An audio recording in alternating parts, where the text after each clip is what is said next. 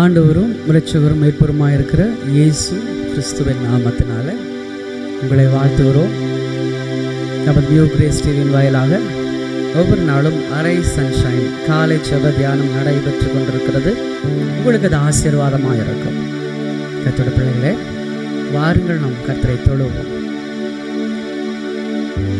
அன்பின் பரலோக தகப்பனே, இந்த ஆசீர்வதிக்கப்பட்ட நல்ல காலை பொழுதுக்காக நன்றி செலுத்துகிறோம். இந்த காலை ஜெப தியானத்தில் பரிசுத்த ஆவியானவர் வாங்கப்பா. நீங்கள் வந்து ஆரம்ப ஜெபம், ஆண்டவரே பாடல் ஆராதனை, வேத வாசிப்பு, கர்த்தருடைய வார்த்தையை சுமந்து கொண்டு வந்திருக்கிற தெய்வ ஊழியக்காரர், கர்த்தருடைய வார்த்தை, ஜெபம், ஆசீர்வாதம் எல்லாவற்றையும் பரிசுத்த ஆவியானவர் நடத்தும். இந்த வார்த்தை ஒவ்வொரு ஆத்மாவுக்கும் நன்மையாய் இருக்கட்டும். உம்முடைய இந்த ஜெப வேலை ஒவ்வொரு பிள்ளைகளுக்கும் விடுதலையும் ஆசீர்வாதத்தையும் கொடுக்கட்டும். இயேசு கிறிஸ்துவின் நாமத்தில் ஜெபிக்கிறோம் பரிசுத்தமுள்ள எங்கள் பரலோக பிதாவே, ஆமென், ஆமென். கர்த்தரை பாடி துதித்து மகிமைப்படுத்துவோம்.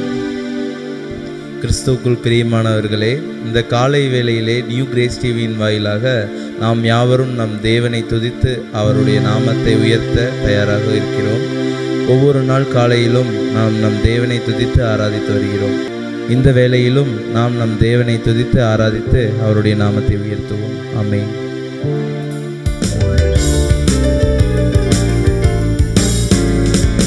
வல்லமையின் ஆவியானவர் என்னுள் வந்து விட்ட காரணத்தினால் பொல்லாத சாத்தானை ஒரு சொல்லால விரட்டி விட்டேன்.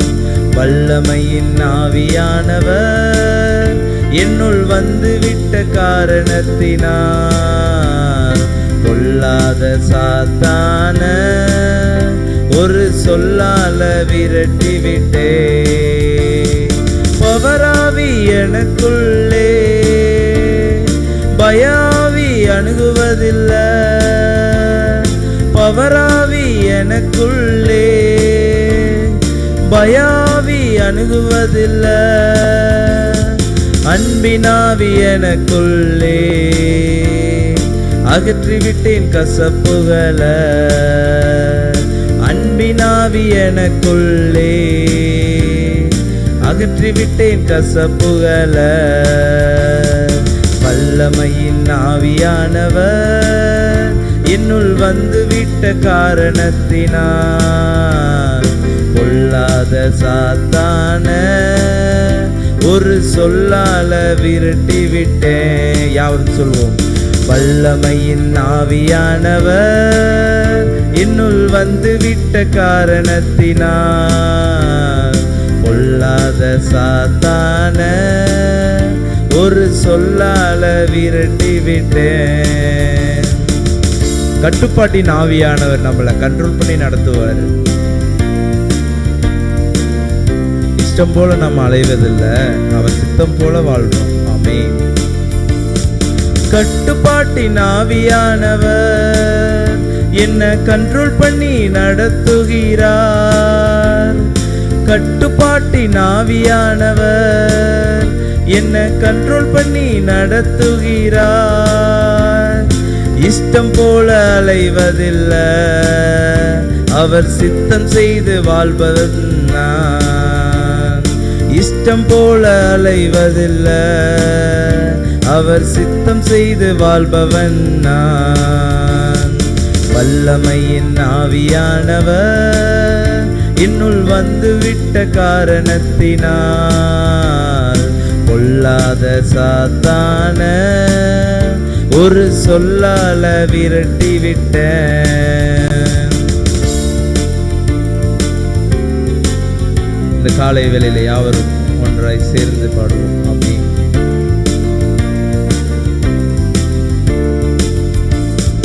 உலகத்துக்கு வெளிச்சம் நான், இந்த ஊரெல்லாம் டார்ச்சடிப்பேன். உலகத்துக்கு வெளிச்சம் நான், இந்த ஊரெல்லாம் டார்ச்சடிப்பேன். உப்பாக பரவிடுவேன், நான் எப்போதும் சுவை தருவேன். ஆமென். உப்பாக பரவிடுவேன், நான் எப்போதும் சுவை தருவேன். மீண்டும் உப்பாக பரவிடுவேன், நான் எப்போதும் சுவை தருவேன். உப்பாக பரவிடுவேன், நான் எப்போதும் சுவை தருவேன். வல்லமையின் ஆவியானவர் என்னுள் வந்துவிட்ட காரணத்தினால் பொல்லாத சாத்தான ஒரு சொல்லால விரட்டிவிட்ட. வல்லமையின் ஆவியானவர் என்னுள் வந்துவிட்ட காரணத்தினால், யாவரும் சொல்வோம், பொல்லாத சாத்தான ஒரு சொல்லால விரட்டிவிட்ட, ஒரு சொல்லால விரட்டிவிட்ட, ஒரு சொல்லால விரட்டிவிட்ட. ஹல்லேலூயா. இந்த காலை வேளையிலே நாம் நம் தேவனை துதித்து ஆராதித்துள்ளோம். தேவன் மகிமைப்பட்டு உள்ளார். ஆமீன். அவர் நமக்கு ஆசீர்வாதத்தையும் ஐஸ்வர்யத்தையும் தருகிற தேவனாய் இருக்கிறார். ஆமீன். கர்த்தர் உங்களை ஆசீர்வதிப்பாராக. ஆமீன். கர்த்தருக்குள் பிரியமானவர்களே, இன்றைக்கு கூட நாம் வாசிக்க தெரிந்து கொள்ளப்பட்ட வேத பகுதி மத்தேயு 27ஆம் அதிகாரம் வசனங்கள் 57 தொடங்கி 60 வரை. சாயங்காலமான போது இயேசுவுக்கு சீஷனும் ஐஸ்வர்யவானுமாயிருந்த யோசேப்பு என்னும் பேர் கொண்ட அரிமத்தியா ஊரானாகிய ஒரு மனுஷன் வந்து பிலாத்துவினிடத்தில் போய் இயேசுவின் சரீரத்தை கேட்டான். அப்பொழுது சரீரத்தை கொடுக்கும்படி பிலாத்து கட்டளையிட்டான். யோசேப்பு அந்த சரீரத்தை எடுத்து துய்யதான மெல்லிய துப்பட்டியிலே சுற்றி தான் கண்மலையில் வெட்டியிருந்த தன்னுடைய புதிய கல்லறையிலே அதை வைத்து கல்லறையின் வாசலில் ஒரு பெரிய கல்லை புரட்டி வைத்து போனான் என்பதே. வாசிக்க தெரிந்து கொள்ளப்பட்ட வேத பகுதி வாசித்தாயிற்று. கர்த்தர் தாமே இந்த திருவசனங்களை ஆசீர்வதிப்பாராக. ஆமேன். இப்பொழுதும் கூட நம் மத்தியில் வந்திருக்கிற சிஸ்டர் தாமரை அவர்கள் நமக்காக இந்த வேத பகுதியை தியானித்து கொடுப்பார்கள். அவர்களை நாம் அன்புடன் வரவேற்போம். ஆமேன்.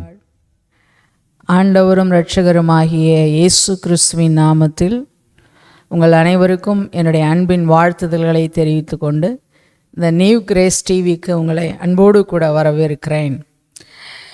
இந்த நேரத்திலும் தியானித்த வேத பகுதியிலிருந்து கர்த்தருடைய வார்த்தைகளை நாம் கேட்கப் போகிறோம். அதற்கு முன்பாக ஒரு சின்ன ஜெபத்தை செய்துவிட்டு கர்த்தருடைய வார்த்தைக்கு நேராக கடந்து செல்லலாம். என்னோடு கூட நீங்களும் சேர்ந்து ஜெபியுங்கள். கர்த்தருடைய நாமம் மகிமைப்படுவதாக. கிருபையாய் நேசிக்கிற எங்கள் நல்ல தகப்பனே, உமக்கு ஸ்தோத்திரம். இந்த நாளிலும் இந்த வேளையிலே இந்த நியூ கிரேஸ் டிவியின் வாயிலாக உம்முடைய பிள்ளைகளை சந்திக்க ஒரு கிருபை கொடுத்தீர், பாக்கியம் கொடுத்தீர். அதற்காக உமக்கு நன்றி அப்பா, ஸ்தோத்திரம். இதை பார்க்கிற ஒவ்வொரு பிள்ளைகளையும் கர்த்தர் ஆசீர்வதிங்க. அவர்களுடைய வாழ்விலே வெளிச்சம் உண்டாகட்டும், ஆசீர்வாதம் உண்டாகட்டும், நன்மை உண்டாகட்டும், கிருபை உண்டாகட்டும். இதை கேட்கிற உம்முடைய வார்த்தைகளை கேட்கிற உம்முடைய பிள்ளைகளுக்கு பாக்கியம் உண்டாகட்டும் என்று ஜெபிக்கிறேன். இதை பொறுப்பேற்று நடத்தி வருகிற பாஸ்டர் சார்லஸ் ஐயாவுக்காக ஸ்தோத்திரம். இந்த ஊழியத்தை கர்த்தர் ஆசீர்வதித்து அவரை பெருகச் செய்யுங்க. மென்மேலும் இந்த ஊழியமானது பழுகவும் பெருகவும் தேவன் இரக்கம் பாராட்டுங்க. இந்த புதிய வருஷத்திலே இந்த நியூ கிரேஸ் டிவிக்கு ஆண்டவர் புதிய கிருபைகளையும் புதிய ஆசீர்வாதங்களையும் புதிய நன்மைகளையும் கர்த்தர் கட்டளையிடுவாராக. மனதார நான் வாழ்த்தி ஜெபிக்கிறேன். அருமையான பாஸ்டரை ஆசீர்வதிப்பாராக. உடனிருந்து ஊழியம் செய்கிற அருமையான சகோதரர் பிராங்க்லின் பிரதருக்காக ஸ்தோத்திரம். அவரையும் கர்த்தர் நீங்கள் ஆசீர்வதிப்பதற்காக தேவனே உமக்கு நன்றி அப்பா. உம்முடைய கிருபை இந்த டிவியோடு கூட இருப்பதற்காக ஸ்தோத்திரம். அருமையான ஊழியக்காரர்களோடு கூட இருப்பதற்காக ஸ்தோத்திரம். எல்லா துதியும் கனமும் மகிமையும் உம்முடைய உன்னத நாமத்துக்கு உண்டாகட்டும் தகப்பனே.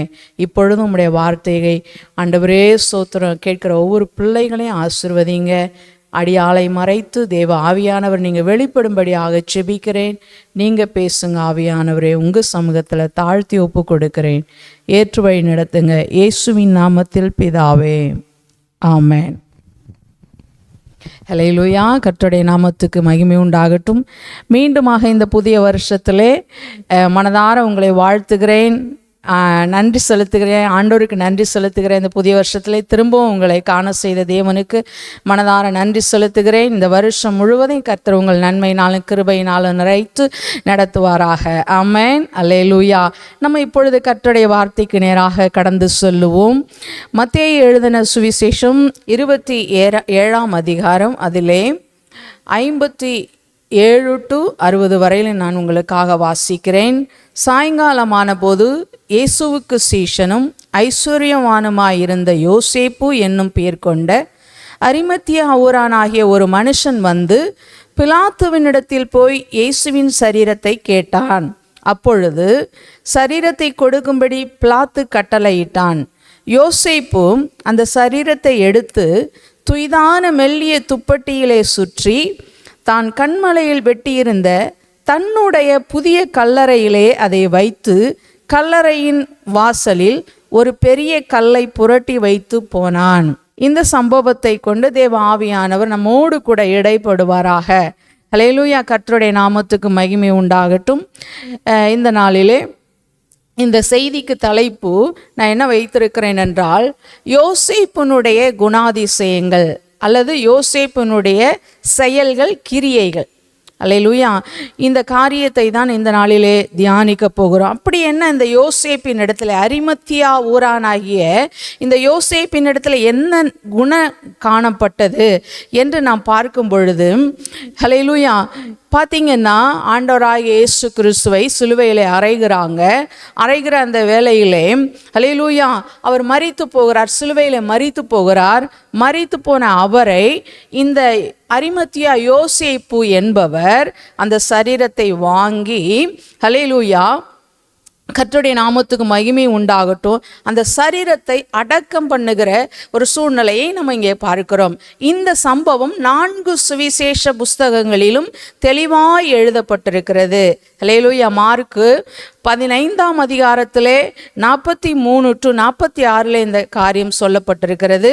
லூக்கா சுவிசேஷம் 23ஆம் அதிகாரத்திலே 50 to 53 தெளிவாக சொல்லப்பட்டிருக்கிறது.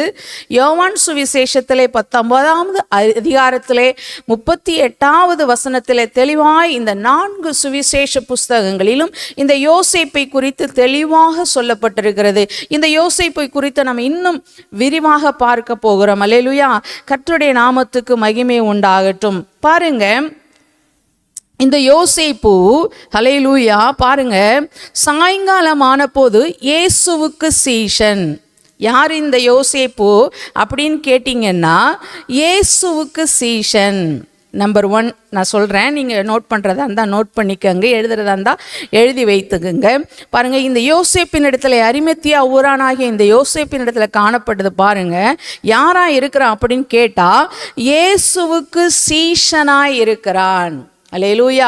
ஹல்லேலூயா. கர்த்தருடைய நாமத்துக்கு மகிமை உண்டாகட்டும். இப்போ இயேசுவுக்கு சீஷனாக இருக்கிற பட்சத்தில் தான் இவர் அந்த பெரிய, அதை என்ன சொல்கிறது, சரியான பெரிய காரியம். ஏனென்றால் இயேசுவின் சரீரத்தை எடுத்து அடக்கம் பண்ணுவது ஈஸியான காரியம் இல்லை. ஏனென்றால் அதை போய் பேசணும், அதை போய் வாங்கணும், அதுக்குரிய காரியங்களை செய்யணும். ஏன்னா அதுக்கு தகுந்த மாதிரி ஒரு ஆள் இருந்தால் மாத்திரம்தான் அதை செய்ய முடியும். பாருங்களேன். அதனால் பாருங்கள், இவர் இயேசுவுக்கு சீஷனாக இருந்ததுனால அவரால் தைரியமாக போய் பேச முடிந்தது. அல்லேலூயா. அல்லேலூயா. மத்தேயு 16ஆம் அதிகாரம் 24வது வசனத்தில் இப்படி சொல்லப்பட்டிருக்கிறது. இயேசு அப்படி சீஷர்களை நோக்கி, அவனவன் தன் சிலுவையை எடுத்துக்கொண்டு என்னை பின்பற்றி வர விரும்பினால் அவனவன் தன் சிலுவையை எடுத்துக்கொண்டு என்னை பின்பற்ற கடவன். ஹல்லேலூயா. ஹல்லேலூயா. கர்த்தருடைய நாமத்துக்கு மகிமை உண்டாகட்டும். அப்போ சீஷன் என்பவன் யார்? இயேசுவை பின்பற்றுகிறவன். இயேசுவை பின்பற்றுகிறவன் தான் சீஷனாக இருக்க முடியும். அல்லேலூயா. கர்த்தருடைய நாமத்துக்கு மகிமை உண்டாகட்டும். இந்த யோசேப்பை குறித்து இந்த இடத்தை தவிர வேற எந்த இடத்துல பெரிய அளவா வேதத்தில் சொல்லப்படாவிட்டாலும் இந்த சின்ன சம்பவமானது யோசேப்பினுடைய குணாதிசயங்களை எந்த அளவுக்கு விவரித்து காண்பிக்கிறது என்பதை நம்ம கொஞ்சம் ஆழமாக சிந்திச்சு பார்க்கணும். அல்லேலூயா. ஆவியானவர் அதை நமக்கு வெளிப்படுத்தி தருவார். கர்த்தருடைய நாமத்துக்கு மகிமை உண்டாகட்டும். பாருங்க, அப்போ இவர் முதல்ல இயேசு கிறிஸ்துவுக்கு நல்ல ஒரு சீஷனாய் இருந்திருக்கிறார். அப்ப இயேசு கிறிஸ்துவை பின்பற்றுகிறவனாக இவர் இருந்திருக்கிறார். அல்லேலூயா. கர்த்தருடைய நாமத்துக்கு மகிமை உண்டாகட்டும்.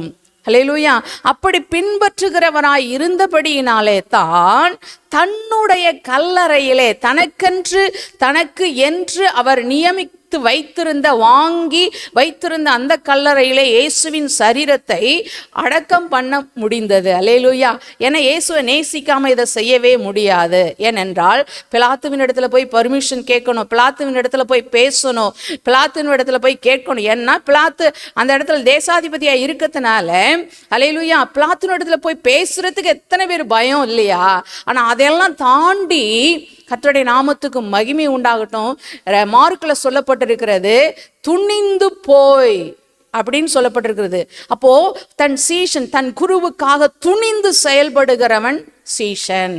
துணிந்து போய் பிலாத்துவின் இடத்துல பேசினான் என்று மார்க்கு சுவிசேஷத்திலே சொல்லப்பட்டிருக்கிறது. கர்த்தருடைய நாமத்துக்கு மகிமை உண்டாகட்டும். பாருங்க, சீஷன் கிறிஸ்துவை பின்பற்றுகிறவனாய் இருந்தான். இந்த யோசேப்பு அந்தரங்க சீஷன் என்று லூக்காவிலே சொல்லப்பட்டிருக்கிறது. ஆனாலும் பாருங்க, இயேசுவை பின்பற்றுகிறவனாய் இருந்தான். அல்லேலூயா. கர்த்தருடைய நாமத்துக்கு மகிமை உண்டாகட்டும். ரெண்டாவது பாருங்க, நான் வாசிக்கிறேன். சாயங்காலமானது போது இயேசுவுக்கு சீஷனும் ஐஸ்வர்யவானுமாய் இருந்த யோசேப்பு. ரெண்டாவது பார்த்தீங்கன்னா அவன் ஐஸ்வர்யவானாய் இருந்தான். ஏன் என்று கேட்டால் ஐஸ்வர்யவானாய் இருந்தால் மாத்திரமே தான் அந்த சனகரிப்பு சங்கத்திலே அவங்க தலைவராய் இருக்க முடியும். அல்லேலூயா. அந்த பண பதவியோடு கூட இருந்தால் மாத்திரம்தான் இருக்க முடியும். அல்லேலூயா. அந்த யூத சங்கத்தில் தலைவராய் இருக்க முடியும். பாருங்க, அவன் ஐஸ்வர்யவானாய் இருந்தான் என்று இரண்டாவது சொல்லப்பட்டிருக்கிறது. அவ்வளோ பெரிய பணக்காரனா அவன் வாழ்ந்திருக்கிறான். பாருங்க, அப்படிப்பட்ட பணக்காரனா வாழ்ந்த பொழுதும் இயேசுவை அவன் பின்பற்றுகிறவனாய் இருந்தான். ஏனென்றால் வசனம் சொல்லுகிறது, ஐஸ்வர்யவான் தேவனுடைய ராஜ்யத்தில் பிரவேசிப்பதை பார்க்கிலும் ஒட்டகமானது ஊசியின் காதிலே நுழைவது எளிதாயிருக்கும் என்று சொல்லப்பட்டிருக்கிறது. ஏனென்றால் ஐஸ்வர்யவான்கள் தேவனுடைய ராஜ்யத்தை பிரவேசிப்பது ரொம்ப கடினம்னு ஆண்டவராக இயேசு கிறிஸ்துவே சொல்லியிருக்கிறாரு. ஆனா பாருங்க, இவன் ஐஸ்வர்யவானா இருந்தோ இயேசுவை பின்பற்றுகிறவனாக இருந்தான். அல்லேலூயா. அல்லேலூயா. எதுல ஐஸ்வர்யவானா இருந்தான் அப்படின்னு நான் நினைக்கிறேன் அப்படின்னு நீங்க கேட்டீங்கன்னா நான் சொல்லுவேன், எரேமியா 9:23 நான் வாசிக்கிறேன். ஞானி தன் ஞானத்தை குறித்து மேன்மை பாராட்ட வேண்டாம், பராக்கிரமன் தன் பராக்கிரமத்தை குறித்து மேன்மை பாராட்ட வேண்டாம், ஐஸ்வர்யவான் தன் ஐஸ்வர்யத்தை குறித்து மேன்மை பாராட்ட வேண்டாம். அல்லேலூயா. கர்த்தருடைய நாமத்துக்கு மகிமை உண்டாகட்டும். இங்க சொல்லப்பட்டிருக்கிறது, ஐஸ்வர்யவான் தன்னுடைய ஐஸ்வர்யத்தை குறித்து மேன்மை பாராட்ட வேண்டாம். ஏன்னு கேட்டா, அல்லேலூயா, தேவனை ஒருவன் பின்பற்றுகிறவனாய் இருக்கிறபடினால அவனுக்கு ஐஸ்வர்யம் ஒரு பொருளாய் இருக்கவே இருக்காது. அல்லேலூயா. எல்லாம் அது காலுக்கு கீழே தான் இருக்கும். அப்போஸ்தலனாகிய பவுல் இப்படி சொல்லுகிறார், கிறிஸ்துவை அறிகிற அறிவினாலே எல்லாவற்றையும் நஷ்டமும் குப்பையும் என்று எண்ணுகிறேன் என்று சொல்லுகிறார். அல்லேலூயா. கர்த்தருடைய நாமத்துக்கு மகிமை உண்டாகட்டும். பாருங்க, தன் ஐஸ்வர்யத்தை குறித்து இவன் மேன்மை பாராட்டாதவனாய் இருந்திருக்க வேண்டும். அல்லேலூயா. பாருங்க, அந்த மேன்மைங்கிறது அவன் நிச்சயமா அந்த இடத்துல ஐஸ்வர்யவானா இருக்கும் பொழுது வெறுத்திருக்கிறான். அதனாலதான் இயேசுவை பின்பற்றுகிறவனா இருக்கிறான். அல்லேலூயா. இன்றைக்கு அந்த மாதிரி இருதயம் நம்மளுக்குள்ள இருக்குதா? நம்ம கொஞ்சம் வீடு வாசல் காரு பங்களா வந்துட்டாலும் நம்ம எப்படி இருக்கிறோம்? அல்லேலூயா. கர்த்தருடைய நாமத்துக்கு மகிமை உண்டாகட்டும். பாருங்க, அவன் ஐஸ்வர்யவானாய் இருந்தும் இயேசுவை பின்பற்றுகிறவனாய் இருந்தான். அல்லேலூயா, கர்த்தருடைய நாமத்துக்கு மகிமை உண்டாகட்டும். 1 தீமோத்தேயு 6:18 சொல்லப்படுகிறது, நன்மை செய்கிறதிலே ஐஸ்வர்யவான்களாய் இருக்க வேண்டும் என்று அப்போஸ்தலனாகிய பவுல் நமக்கு சொல்லிக் கொடுக்கிறார். அப்ப எதுல நம்ம ஐஸ்வர்யவானாய் இருக்கணும்? நன்மை செய்கிறதிலே நம்ம ஐஸ்வர்யவானாய் இருக்கணும். பாருங்க, ஐஸ்வர்யவானாய் இருந்த இந்த யோசேப்பு அல்லேலூயா இயேசுவை எந்த அளவுக்கு நேசிச்சிருக்க முடியும், இயேசுவின் இடத்துல எந்த அளவுக்கு அன்பு வச்சிருக்க முடியும், இயேசுவை எந்த அளவுக்கு பின்பற்றி இருக்க முடியும். ஒவ்வொரு ஆக்டிவிட்டியும் அவர் உற்று கவனிச்சு பார்த்திருக்கிறாரு. யோசேப்பு இயேசுவோனுடைய எல்லா காரியங்களையும், அவர் பிரசங்கம் பண்றது, அவர் அற்புதம் செய்கிறது, அதிசயம் செய்கிறது, அவர் போதனை பண்ணினது, சர்ச்சுக்கு போய் அவர் பக்தி வைராக்கியம் காண்பிச்சது, எல்லா காரியங்களையும் இந்த அரிமத்தியா யோசேப்பு தெளிவாய் கவனித்திருக்கிறவராய் இருக்கிறார். அல்லேலூயா, கர்த்தருடைய நாமத்துக்கு மகிமை உண்டாகட்டும். அல்லேலூயா.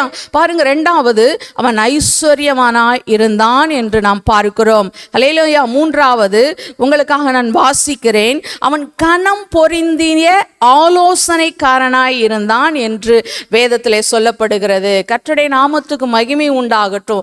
கனம் பொருந்திய ஆலோசனைக்காரன். கணம்னா என்ன சொல்ல? ஒரு மதிப்பு மிக்க, ஒரு மரியாதை மிக்க, ஒரு என்ன சொல்றது, ஒரு உயர்ந்த ஸ்தானத்துல இருக்கிற அப்படிப்பட்ட ஒரு கனம் பொருந்திய ஆலோசனைக்காரனாய் இருந்தான். அந்த சனகரிப்பு சங்கத்துல அவன் மிகப்பெரிய ஒரு கனம் பொருந்திய ஆலோசனைக்காரனாய் இருந்தான். அல்லேலூயா என்று நமக்கு வேத வசனம் சொல்லுகிறது. அல்லேலூயா.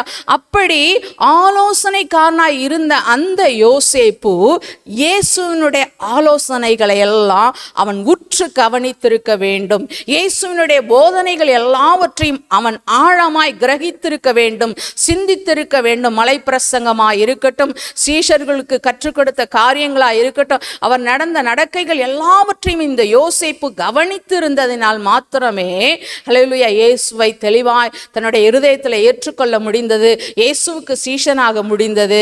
அல்லேலூயா. பாருங்க, கனம் பொருந்திய ஒரு ஆலோசனைக்காரனாய் இருந்த அந்த அரிமத்தியா அல்லேலூயா பாருங்க இயேசுனுடைய சீஷனாக அவன் இருக்கிறான். கர்த்தருடைய நாமத்துக்கு மகிமை உண்டாகட்டும். ஆலோசனை இல்லாத இடத்திலே ஜனங்கள் விழுந்து போவார்கள். அநேக ஆலோசனைக்காரர்கள் இருந்தார்கள், ஆனால் சுகம் உண்டாகும் என்று நீதிமொழிகள் 11:14 சொல்லுகிறது. அல்லேலூயா. இவன் ஆலோசனைக்காரனாய் இருந்து நிறைய காரியங்களை, வழக்குகளை, நிறைய பிரச்சனைகளை தீர்த்திருப்பான் என்று நான் கர்த்தருக்குள்ளே விசுவாசிக்கிறேன். அநேக ஏழை விதவிகளுடைய காரியங்கள், அநேக காரியங்களை, எளிமையான மக்களுடைய காரியங்களை நிச்சயமா விசாரித்திருக்கணும்னு சொல்லிட்டு நான் விசுவாசிக்கிறேன். ஏனென்றால் அப்படி கனம் பொருந்தின ஒரு ஆலோசனைக்காரனாய் இந்த அரிமத்தியா யோசேப்பு காணப்பட்டதினால் தான், அந்த குணம்தான் இயேசுவின் சரீரத்தை போய் பிலாத்துவின் இடத்துல கேட்டு வாங்கி தனக்கென்று வெட்டி வைத்திருந்த அந்த ஒருவரும் வைக்கப்படாத கல்லறையிலே இயேசுவின் சரீரத்தை வைக்க முடிந்தது. அல்லேலூயா. கர்த்தருடைய நாமத்துக்கு மகிமை உண்டாகட்டும். அடுத்த பாயிண்ட சொல்றேன். தேவனுடைய ராஜ்யம் வர காத்திருந்தான் என்று சொல்லப்பட்டிருக்கிறது.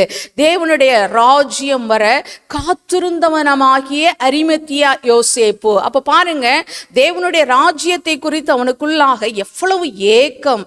என் தேவனுடைய ராஜ்யம் வந்து விடாதா, மேசியா வந்து விட மாட்டாரா, இந்த ரோம ஆட்சியிலிருந்து விடுதலையாக்கி நம்மளை மீட்டு விட மாட்டாரா என்கிற அந்த ஏக்கம் அவன் இருதயத்திற்குள்ளாக அதிகமாய் இருந்திருக்க வேண்டும். அந்த வாஞ்சி இருந்தபடினால்தான் தேவனுடைய ராஜ்யம் வருவதற்கு அவன் ஆவலாய் காத்து கொண்டிருந்தவனாய் அவன் காணப்பட்டான். அல்லேலூயா, அல்லேலூயா. தேவனுடைய ராஜ்யம் வருவதற்கு ஆவலாய் காத்து கொண்டிருந்த அந்த யோசேப்பை போல நாமளும் தேவனுடைய ராஜ்யம் வர காத்திருக்கும்படி நாமளும் கர்த்தருடைய ராஜ்யத்தை வாஞ்சிக்க வேண்டும். அல்லேலூயா, எதிர்பார்க்க வேண்டும். இந்த கடைசி காலகட்டத்திலே அவர் வருகை மிகவும் அதிகமாய் சமீபமாய் இருக்கிறபடினாலே அவருடைய அவருடைய ராஜ்யத்தை நாம் வாஞ்சிக்க வேண்டும். அல்லேலூயா. அவர் தம்முடைய பிதாவின் ராஜ்யத்தை இந்த பூமியிலே ஸ்தாபிக்கும்படியாகவே தான் ஆண்டவராகிய இயேசு கிறிஸ்து இந்த பூமிக்கு வந்தார். அதை அவர் செய்து முடித்துவிட்டு அதை நமக்கு கொடுத்துவிட்டு, நீங்களும் போய் தேவனுடைய ராஜ்யத்தை இந்த பூமியிலே ஸ்தாபியுங்கள் என்று சொல்லி நமக்கு அந்த பொறுப்பை கொடுத்து விட்டு அவர் கடந்து சென்றிருக்கிறார். இந்த பூமியிலே அவருடைய ராஜ்யத்தை ஸ்தாபிக்க உங்களையும் என்னையும் தேவன் தெரிந்து கொண்டார். இதுல நீங்கள் எத்தனை பேர் சந்தோஷம் அடைகிறீர்கள்? கர்த்தருடைய நாமத்துக்கு மகிமை உண்டாகட்டும். அப்போ தேவனுடைய ராஜ்யத்தை நாம் எந்த அளவுக்கு வாஞ்சிக்கிறோம் என்பது மிகவும் அவசியம். பாருங்க, இந்த அரிமத்தியா யோசேப்பு தேவனுடைய ராஜ்யம் வர காத்து கொண்டிருக்கிறான். எப்போ வரும் அந்த ராஜ்யம், எப்போ வரும் ராஜ்யம் அப்படின்னு சொல்லி ஆண்டவராகிய இயேசு கிறிஸ்து சொல்லுகிறார். அல்லேலூயா. தேவனுடைய ராஜ்யம் அங்கே இருக்கிறது இங்கே இருக்கிறது அப்படி என்று அல்ல, தேவனுடைய ராஜ்யம் உங்களுக்குள்ளே இருக்கிறது. அல்லேலூயா. அப்படி என்று ஆண்டவராகிய இயேசு கிறிஸ்து நமக்கு சொல்லுகிறார். கர்த்தருடைய நாமத்துக்கு மகிமை உண்டாகட்டும். அப்ப தேவனுடைய ராஜ்யம் எங்க இருக்கு? உங்களுக்குள்ள தான் இருக்கு. அல்லேலூயா. என்னங்க கேட்குறீங்க? எப்படிங்க எனக்குள்ள இருக்குன்னு சொல்ல முடியும்?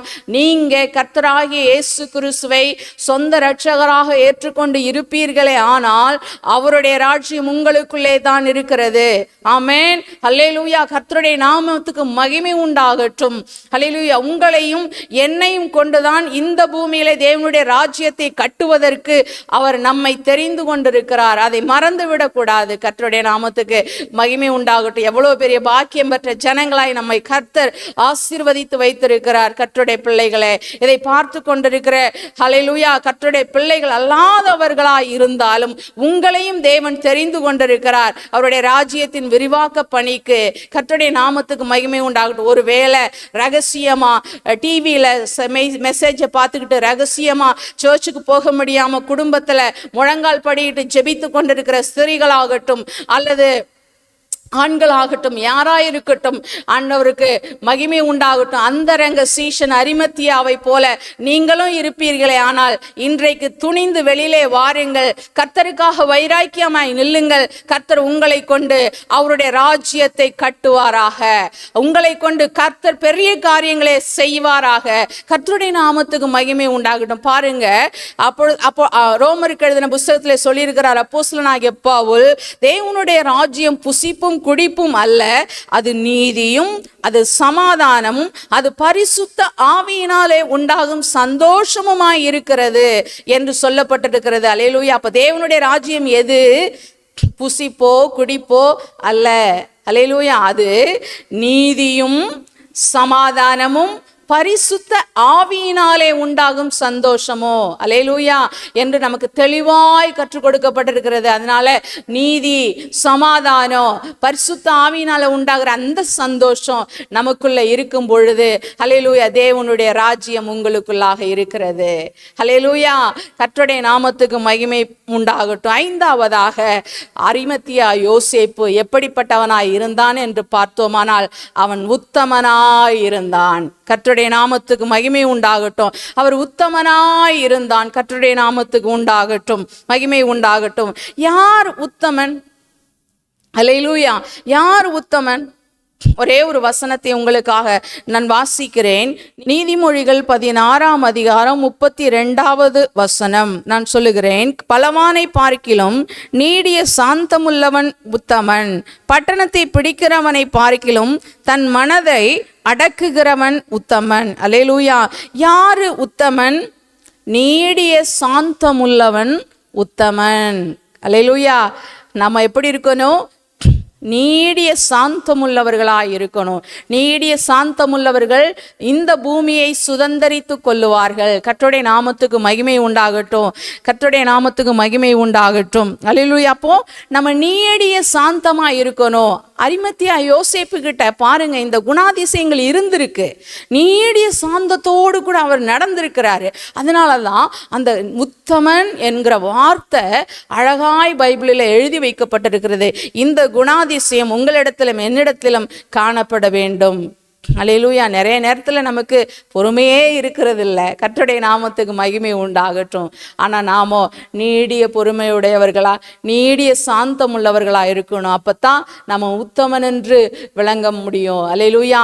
யோபுவை பார்த்து கர்த்தர் இவ்விதமாக சொல்லுகிறார், உத்தமனும் சன்மார்க்கனும் தேவனுக்கு பயந்து பொல்லாப்புக்கு விலகுகிறவனும் ஆகிய யோபு என்று சொல்லப்பட்டிருக்கிறது. அல்லேலூயா. கர்த்தரே சாட்சி கொடுக்கிறார். இந்த சாட்சி நம்ம பார்த்து அப்படியே ஆண்டவர் சாட்சி கொடுக்க முடியுமா?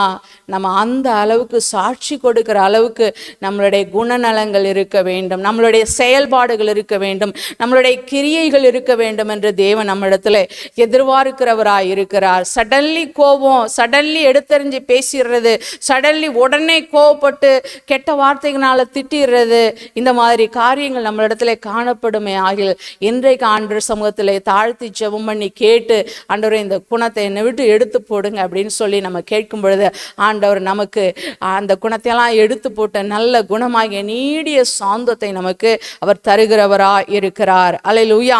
பட்டணத்தை பிடிக்கிறவனை பார்க்கிலும் தன் மனதை அடக்குகிறவன் உத்தமன். அல்லேலூயா. ஒரு பட்டணத்தை பிடிக்கிறவனை விட தன் மனதை கண்ட்ரோல் பண்ணுறவன் உத்தமன். ஏன்னா மனசு அப்பப்போ பார்த்தீங்கன்னா அலைப்பாய்ந்து கொண்டே இருக்கும், மனசு அலசடிப்பட்டு கொண்டே இருக்கும். இது அது அந்த பிரச்சனை இந்த பிரச்சனை அப்படின்னு சொல்லிட்டு இதுக்கு என்ன தீர்வு அதுக்கு என்ன தீர்வு அப்படின்னு சொல்லிட்டு எப்போ பார்த்தாலும் மனசு அது ஒரு நிலையிலே இருக்காது. ஆனால் அந்த மனதை கண்ட்ரோல் பண்ணக்கூடிய கிருபையை கர்த்தர் நமக்கு கொடுத்திருக்கிறார். ஆவியானவர் அதற்கு துணை செய்கிறவராய் இருக்கிறார். அதனால பட்டணத்தை பிடிக்கிறவனை பார்க்கிலும் தன் மனதை அடக்குகிறவன் உத்தமன். அப்ப பாருங்க, இந்த குணாதிசயங்கள் அரிமத்தியா யோசேப்பின் இடத்துல காணப்பட்டு இருக்கும். அதனால் தான் வேதத்திலே உத்தமன் என்று சொல்லப்பட்டிருக்கிறது. அடுத்ததாக, ஒரு காரியத்தின் துவக்கத்தை பார்க்கிலும் அதன் முடிவு நல்லது. அல்லேலூயா. பெருமை உள்ளவனை பார்க்கிலும் பொறுமை உள்ளவன் உத்தமன் அப்படி என்று சொல்லி பிரசங்கி 7ஆம் அதிகாரம் 8வது வசனத்தில் சொல்லப்பட்டிருக்கிறது. பாருங்க, பெருமை உள்ளவனை பார்க்கிலும் பொறுமை உள்ளவன் உத்தமன். அல்லேலூயா. கர்த்தருடைய நாமத்துக்கு மகிமை உண்டாகட்டும். 2 கொரிந்தியர் 10:18 சொல்லப்பட்டிருக்கிறது, தன்னைத்தான் புகழுகிறவன் உத்தமன் அல்ல, கர்த்தரால் புகழப்படுகிறவனே உத்தமன். அல்லேலூயா. இந்த குணாதிசயங்கள் அந்த அரிமத்தியா யோசேப்பின் இடத்துல இருந்த மாத்திரத்தினால தான் வேதத்தில் அவன் உத்தமன் என்று சொல்லப்பட்டிருக்கிறது. அடுத்ததாக ஒரு வசனத்தை நான் வாசிக்கிறேன். அடுத்ததாக, நீதிமானாயிருந்தான். அல்லேலூயா. கர்த்தருடைய நாமத்துக்கு மகிமை உண்டாகட்டும். நீதிமானாய் இருந்தான். யார் நீதிமான்? அல்லேலூயா. யார் நீதிமான் சொல்ல முடியுமா? அல்லேலூயா. ரோமர் 3ஆம் அதிகாரம் 24வது வசனத்துல சொல்லப்பட்டிருக்கிறது, இலவசமாய் அவருடைய கிருபையினாலே கிறிஸ்து இயேசுவிலுள்ள மீட்பை கொண்டு நீதிமான்களாக்கப்படுகிறார்கள். அப்ப யார் நீதிமான்? அவருடைய கிருபையினால, அவருடைய மீட்புனால, மீட்கப்படுறதுனால, அவருடைய மீட்புனால நாம யாரா இருக்கிறோம்? நீதிமான்களாக்கப்பட்டிருக்கிறோம். அல்லேலூயா. கர்த்தருடைய நாமத்துக்கு மகிமை உண்டாகட்டும். இயேசு கிறிஸ்துவின் இரத்தத்தினாலே நாம் நீதிமான்களாக்கப்பட்டிருக்கிறோம். விசுவாசத்தினாலே நாம் நீதிமான்களாக்கப்பட்டிருக்கிறோம். கர்த்தராகிய இயேசு கிறிஸ்துவை விசுவாசிப்பதினாலே நாம் நீதிமான்களாக்கப்பட்டிருக்கிறோம். அப்புறம் யார் நீதிமான்? அல்லேலூயா.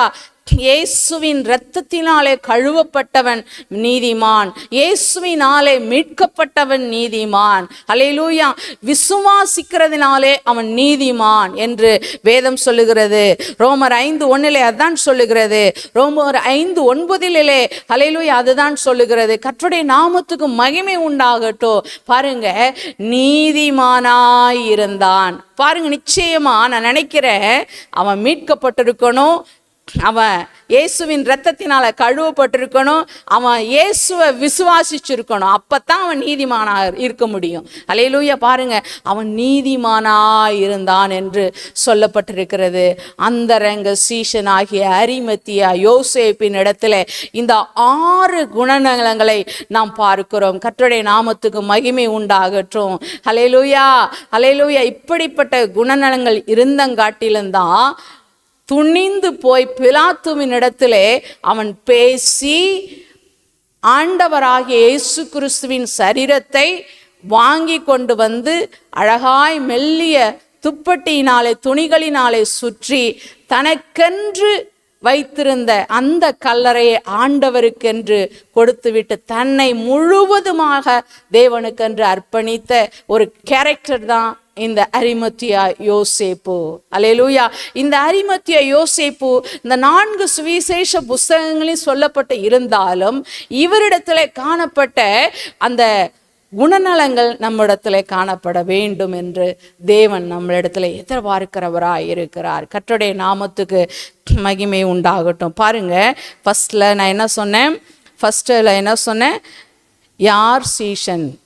இயேசுவுக்கு சீஷனாயிருந்தான், ஐஸ்வர்யவானாயிருந்தான், கனம் பொருந்தின ஆலோசனைக்காரனாயிருந்தான், தேவனுடைய ராஜ்யம் வர காத்திருந்தவனாயிருந்தான், உத்தமனாயிருந்தான், நீதிமானாயிருந்தான். கர்த்தருடைய நாமத்துக்கு மகிமை உண்டாகட்டும். பாருங்க, எவ்வளோ பெரிய செயல். சீஷர்களெல்லாம் போக முடியல, மற்ற யாரும் போய் நின்று பேச முடியலை. ஆனால் இந்த யோசேப்பு இயேசுவுக்காக துணிந்து போய், அவன் கொஞ்சம் பயந்தவன் அப்படின்னு சொல்லி யோவான் சுவிசேஷத்தில் 19ஆம் அதிகாரத்தில் இருக்கிறது. ஆனால் இந்த இடத்துல மார்க்கில் அவன் துணிந்து போய் அப்படி என்று சொல்லி அந்த வசனத்தை நான் மென்ஷன் பண்ணுறேன். ஏன்னு கேட்டால், அவன் யூதருக்கு பயந்ததினால் அப்படின்னு இருந்தாலும், ஆனால் அந்த யூதருக்கு பயந்ததை விட்டு இயேசுவுக்காக துணிந்து செயல்பட்ட அந்த விதத்தை நான் நினச்சி நான் சந்தோஷப்படுகிறேன். நீங்களும் நானும் இன்றைக்கு இயேசுவுக்காக எதையாகிலும் செய்யணும். அது எப்படி செய்யணும்னா துணிந்து செய்ய வேண்டும். செயல்பட வேண்டிய காலகட்டத்துக்குள்ளே நாம் வந்திருக்கிறோம். அப்பொழுது நான் உங்களையும் என்னையும் கொண்டு தேவனுடைய ராஜ்யத்தை அவர் கட்ட முடியும். கர்த்தருடைய நாமத்துக்கு மகிமை உண்டாகட்டும். இந்த வார்த்தையின்படி கர்த்தர் உங்களை என்னையும் ஆசீர்வதிப்பாராக. ஆமென். அருமையான கர்த்தரோட பிள்ளைகளே, இன்னைக்கு நல்ல ஒரு கர்த்தரோட வார்த்தையை நாம் கேட்டோம் இல்லையா? ஆண்டவராகிய இயேசு கிறிஸ்துவின் சரீரத்தை அரிமத்தியா ஊரானாகிய யோசேப்பு அவருடைய சொந்த கல்லறையில கொண்டு வந்து வைத்தார். அவருடைய குணங்கள் பார்த்தீங்கன்னா எவ்வளோ ஒரு மகிமையான குணங்கள் இல்லையா? ஆண்டவரை குறித்ததான அறிவு அவர்கிட்ட இருந்துச்சு. இயேசு கிறிஸ்துவை அவ்வளவு நேசித்த ஒரு மனிதர். அவர் ஒரு உயர்ந்த ஒரு மனிதர். இன்றைக்கும் கூட நம்முடைய வாழ்க்கையில இப்படிப்பட்ட குணங்கள் நமக்கு இருக்க வேண்டும். ஒரு அக்கறையான ஒரு குணம் நமக்கு வேண்டும். ஒரு காரியத்தை நம்புகிற ஒரு குணம் நமக்கு வேண்டும். விசுவாசிக்கிற அந்த குணம் நமக்கு வேண்டும் இல்லையா? தேவனுடைய கரம் யோசேப்பை நடத்தினதை போல உங்களும் என்னையும் நடத்த போதுமான தேவனாயிருக்கிறார். நாம் ஜெபிப்போம்.